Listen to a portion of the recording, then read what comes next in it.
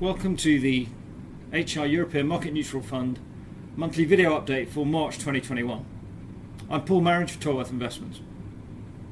Pretty horrible month, to be honest. Didn't get a lot right and we're generally behind the market most of the time. That's the quick summary. Let's look and see what did work and what didn't work for us.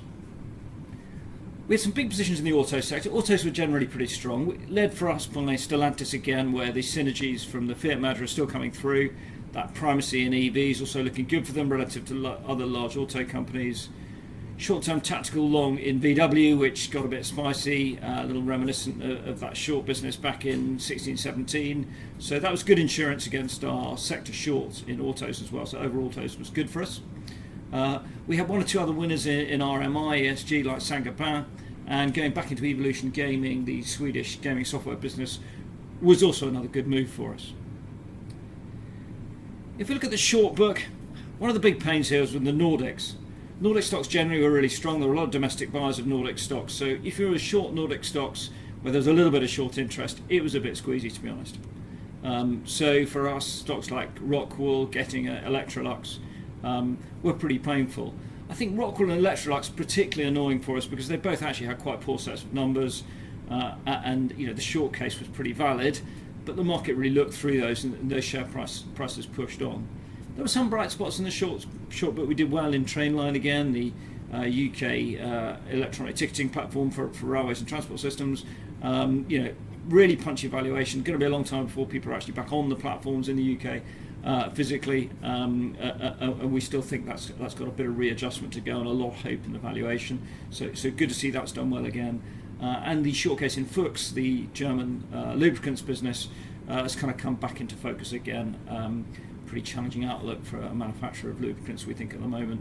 Changes in the end markets, EVs, etc., not being particularly helpful. So a couple of new names came into the portfolio. I think the portfolio needs new names that we're going to hold for longer periods of time to try and help drive performance. So a couple of important new longs.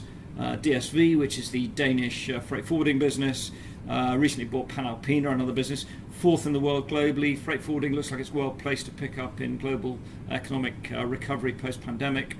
So we quite like the self-help story coming through at DSV, as well as it being a kind of right place, right time stock. ProSieben's interesting. ProSieben is a German TV broadcaster. We think it's got some interesting kind of e-commerce plays wrapped in traditional broadcaster.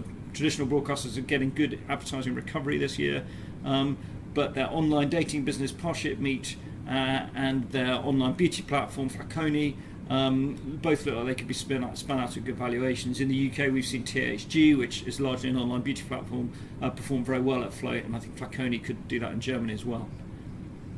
So look, we're not very pleased with what happened this month. We're going to work really hard to get some of that NAV back again next month, get back on track.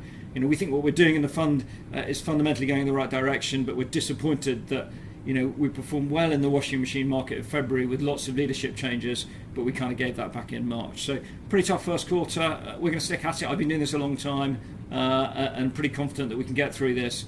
I think one of the things we've got to do is take a slightly longer term view in this fund from here. We've been chasing a little bit too much and we've been behind the curve, and we need to get ahead of the curve. Not such a good update for us this month, but stick with us, and we think it's good. There are some good prospects in Europe, particularly as we come into the lapping of the pandemic, where I think we're going to see more interesting long and short opportunities. Who are the real long-term winners? Whose businesses really have been changed by the pandemic, and which businesses perhaps got an artificial boost? So both longs and shorts there. Thanks very much for your support, and look forward to speaking to you again next month.